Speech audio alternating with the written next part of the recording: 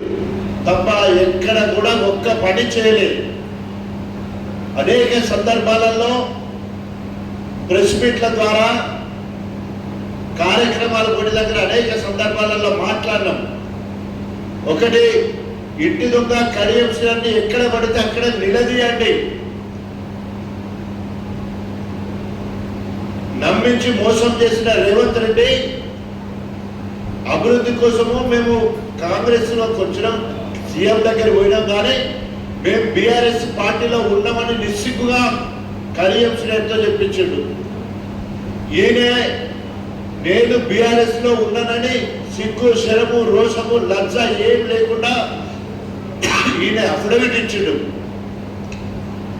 అదేవిధంగా రేవంత్ రెడ్డి గారి తొత్తుగా పనిచేస్తున్న స్పీకర్ గారు, నువ్వు పార్టీ ఫిరాయించలేదు, నువ్వు బీఆర్ఎస్ పార్టీలోనే ఉండవని చెప్పేసి ఆయన తీర్పు ఇవ్వడం జరిగింది.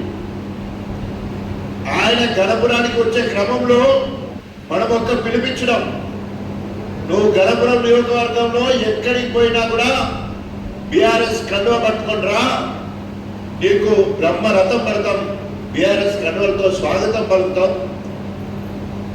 లేదా కాంగ్రెస్ కండువ కప్పుకొని వస్తే చీపురు గట్టెలతో కొట్టి ఉరికిస్తామని చెప్పేసి మనం పిలుపునివ్వడం జరిగింది. ఈరోజు అందరికీ కోపమే కడియం శ్రీ అంటే. ఆయన చేసిన మోసానికి ఎక్కువ మోసపోయిన వాళ్ళు కాంగ్రెస్ వాళ్ళు కాదు, ఎక్కువ మోసపోయింది ఎవరైతే విధేయతతో బీఆర్ఎస్ పార్టీకి టికెట్ వేసిన వాళ్ళందరూ కూడా మోసపోయింది. మోసపోయిన వాళ్ళు మనం ఓటు వేయకుండా లబ్ధి పొందుతున్న వాళ్ళు నకిలీ కాంగ్రెస్ వాళ్ళు, ఓటు వేయకుండా లబ్ధి పొందుతున్న వాళ్ళు నకిలీ కాంగ్రెస్ వాళ్ళు అయితే ఓటేసి మోసపోయింది మనం. ఇలా కేటీఆర్ గారు మొన్న ఒక మీటింగ్ లో అన్నాడు, నిజమే, అపాత్ర ధర్మం చేయొద్దు, ఎవరు అడగకుండా ధర్మం చేయొద్దు. కానీ కేసీఆర్ గారు అన్ని అడగకుండానే ఇచ్చేసాడు, అన్ని సాచురేషన్ మోడ్ లో ఇచ్చేసాడు.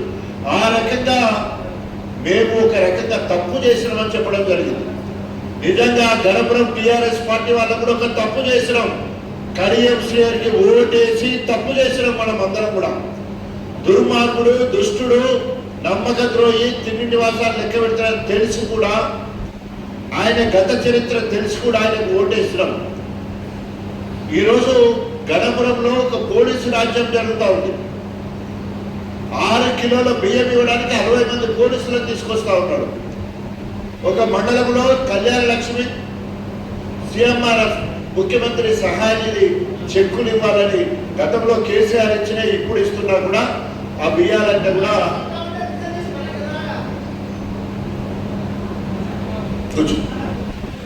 కూర్చో. కాబట్టి దయచేసి కడియం శ్రీ గారు ఏం ప్లాన్ చేసుకున్నాడంటే, ఏ కార్యక్రమం అయినా కూడా మండల స్థాయిలో చేస్తే నాకేం కష్టం ఉండదు, ఊర్లలోకి పోయే కార్యక్రమం చేయట్లేదు.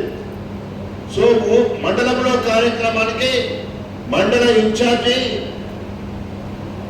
నియోజకవర్గానికి సంబంధించిన ఈ మండలానికి సంబంధించిన లీడర్లు అందరూ కలిసి మండల స్థాయి కార్యక్రమం చేయాలి. గ్రామ కమిటీల సహకారంతో మండల స్థాయిలో చేయాలి. ఏ ఊర్లో కార్యక్రమానికి కడియం శ్రీ వస్తే అక్కడ బీఆర్ఎస్ శ్రేణులు ఎదురు తిరగాలి.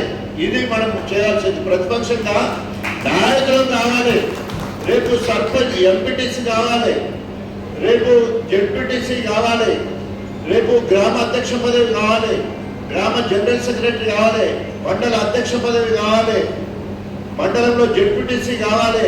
ఇవన్నీ కావాలంటే మన పనితరమే కీటురాయి.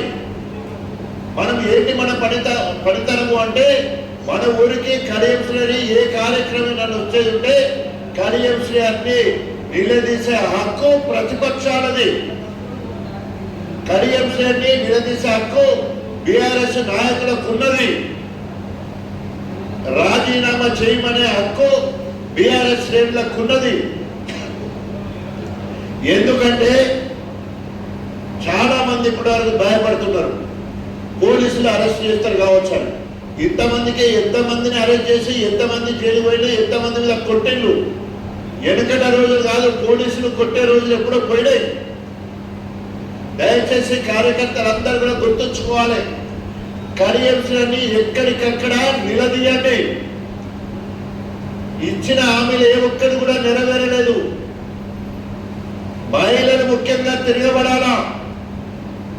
పోయినట్టు కళ్యాణ లక్ష్మి చెక్కు తీసుకోవడానికే పోవాలి, కానీ ఆ తల్లే అయ్యాకి కళ్యాణ లక్ష్మి ఇస్తున్నావు, తులం బంగారం ఏదని అడగాలి. మనం తయారు చేసి ఆ కళ్యాణ లక్ష్మి చెక్ తీసుకున్నప్పుడే మన తల్లులకు చెప్పాలి. కాలేజీ చదివే పిల్లలతో స్కూటీ ఇస్తారన్నారు, ఏమైందయ్యా అని అడగాలి. ఇంటింటికి మహాలక్ష్మి పేరు మీద 2500 రూపాయలు నెలకి ఇస్తానన్నావు, ఏమైంది అని అడగాలి. అవి చెప్పే కదా కాంగ్రెస్ వాడు గెలిచింది. మనం ఏమి దౌర్జన్యానికి పోవట్లేదు, మనం కొట్లాడకు పోవట్లేదు. ప్రజాస్వామ్యంలో ప్రశ్నించే గొంతు ప్రతిపక్షాలది.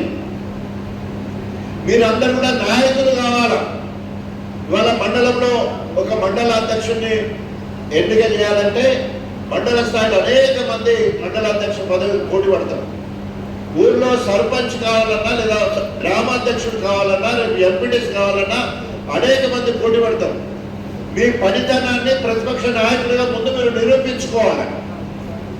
ప్రతిపక్ష నాయకుడిగా నిరూపించుకోవడం కోసం ఈరోజు అధికార పార్టీలో ఉన్న జీవన్ రెడ్డి గారు తిరగబడి అక్కడ డాక్టర్ సంజయ్ ని కాంగ్రెస్ వాళ్ళు తీసుకుంటే అక్కడున్న కాంగ్రెస్ అయినా ఇలా 7 సార్లు ఎమ్మెల్యే గెలిచి 40 సంవత్సరాలు కాంగ్రెస్ లో ఉన్న నాయకుడు ఇవాళ బీఆర్ఎస్ పార్టీలో 20వ తారీఖు నాడు జైలు కాబోతా ఉన్నాడు. కేసీఆర్ రావాలి, రేవంత్ పోవాలి. ఏకైక నినాదం జీవన్ రెడ్డి ఇచ్చే పిలుపు ఏంటంటే కేసీఆర్ గారు రావాలి, రేవంత్ పోవాలి. ప్రజలను నమ్మించి నట్టేట ముంచి ఈరోజు ఏ ఒక్క హామీ కూడా నెరవేర్చలేదు. మీ అందరికీ చేతి నిండా పనున్నది. నిజంగా ఏదో బీఫామ్ వస్తుంది, బీఆర్ఎస్ పార్టీ నుండి గెలిచిపోతాం అనేది కాదు. మనము బీఆర్ఎస్ పార్టీ కోసం ఏం చేసినాం? ఎప్పుడో 2001లో తెలంగాణ ఉద్యమం మొదలైనప్పుడు 2014 వరకు బాగా చేసినాం. మాకేం రాలేదని అసంతృప్తితో ఉండొచ్చు కాక, మనం అందరం కలిసి సాధించింది తెలంగాణ రాష్ట్రాన్నే సాధించినాం. తెలంగాణ ఆత్మగౌరవాన్ని కాపాడుకున్నాం, తెలంగాణ అస్తిత్వాన్ని కాపాడుకున్నాం, తెలంగాణ అభివృద్ధి చేసుకోగలిగినాం. తెలంగాణ అభివృద్ధి అయిందంటే తెలంగాణ ఉద్యమంలో ప్రతి కార్యకర్త, ప్రతి ఉద్యమకారుడు సాధించిన గొప్ప ఫలితమే తెలంగాణ రాష్ట్ర సాధన. మనకు వ్యక్తిగతంగా ఏం ఒరిగింది అని ఒకసారి చూస్తే మన ఇంట్లో ఎవరికి ఒకరికి మేలు జరిగింది.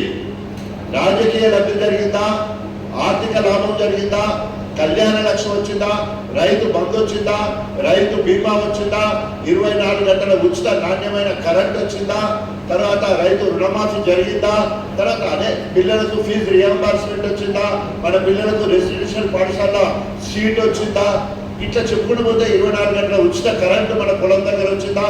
ఏదో రకంగా మనకు లాభం జరిగింది 100%.